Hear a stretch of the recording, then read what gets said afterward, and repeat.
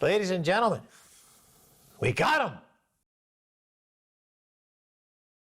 Jamie Dimon here. Bitcoin price could 10x in the next 5 years, says Jamie Dimon, CEO of JP Morgan Chase. Of course, you and I have covered him for years.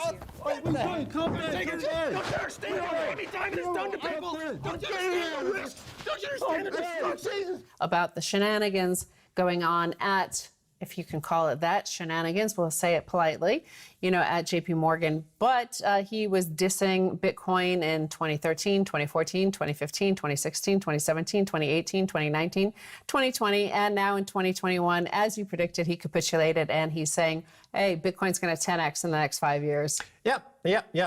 Jamie Dimon was critical of Bitcoin starting when it was at $200 a coin. It's now around $45,000 a coin.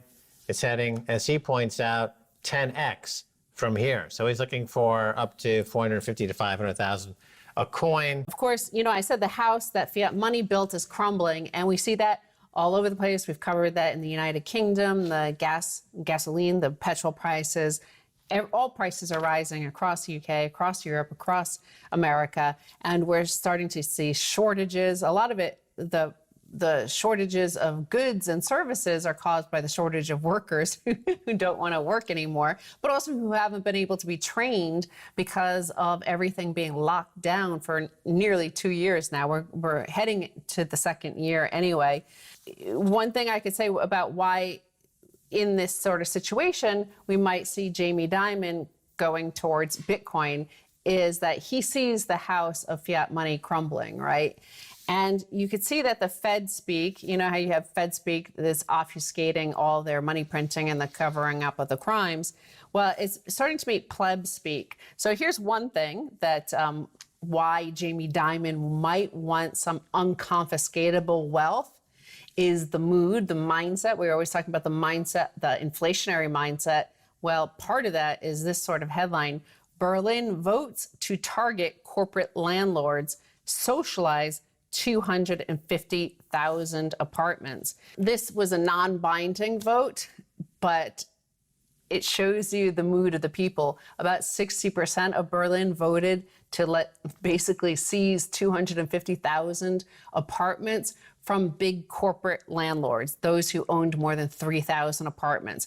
They voted non-binding, but that they wanted to seize these properties and socialize them, give them to the people. Right. As you mentioned, Bitcoin is unconfiscatable. Imagine if Marie Antoinette had Bitcoin. She may have not lost her head. And that's what Jamie Dimon's thinking about right now. But the people in Berlin are facing this huge confiscation of property. Property can be confiscated. Gold can be confiscated. Silver can be confiscated. All the money at your bank can be confiscated. All of these things have been, are, and will be confiscated. There's only one asset guaranteed to increase purchasing power over time that's unconfiscatable, and that's Bitcoin. And it's great for people who just want to get some wealth for the first time in their lives, like the folks in El Salvador who are putting away 10, 20 bucks at a time. This is the first time they've had unconfiscatable hard money. Or you're Jamie Dimon and you're trying to, hightail it out of Dodge before the pitchforks and guillotines show up. Either one, you're both welcome to join the Bitcoin revolution. Supply lines are breaking down and costs are going up, price of energy is going up. This has something to do, let's call it inertia, right? So inertia, the law of inertia, things that rest at a stop tend to rest at a stop. Things in motion tend to be in motion, continue in motion.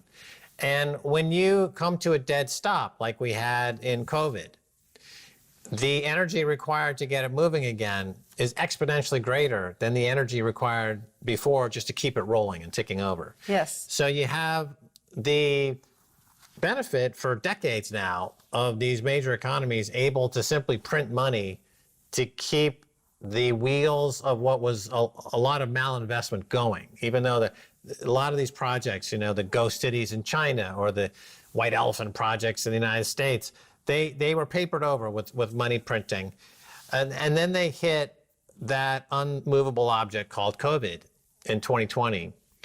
And the belief at the time would be, well, we're going to lock everything down, and then when it's safe, we're going to open things up. And there's kind of in people's minds this idea that the energy required to get it started again won't be particularly greater than the energy was required to keep it going before the stoppage. But that's completely false. The energy required to get these systems going again is exponentially greater than the energy required to keep them going. In many cases, these supply lines are going to have to be rebuilt from scratch.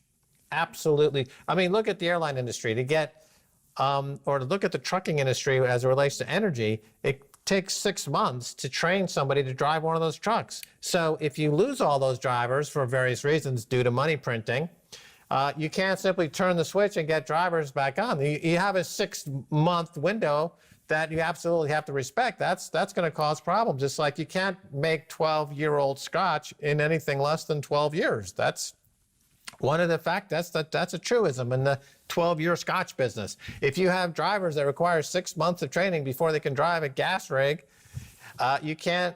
That's what it requires. So if you pull the plug on it, now to start it up again, they're finding that they don't have the energy. It's not available at any price. And what's happening to the price? It's going up. And by the way, all the money they printed is still sloshing around, and that's causing inflation. And so systemically speaking, this is the Jim Rickards moment that he spoke about, that snowflake on the mountainside that starts the avalanche. He's a systems analyst, Jim Rickards. He's written many books. Look him up. And I think this is the avalanche.